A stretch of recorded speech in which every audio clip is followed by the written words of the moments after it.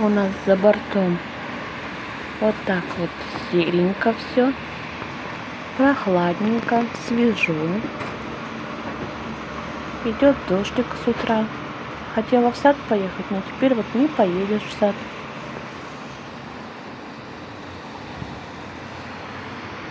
Грозятся, что дождь не целый день.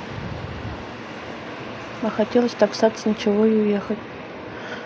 Попробуем выйти в прямой эфир, если получится.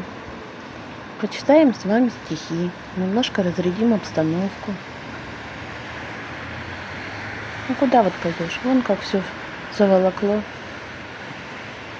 И там дождь идет. Это не туман, а дождь моросит. Всем хороших праздничных выходных. У нас сегодня Пеледыш Пайрем. А мы с котичками дома.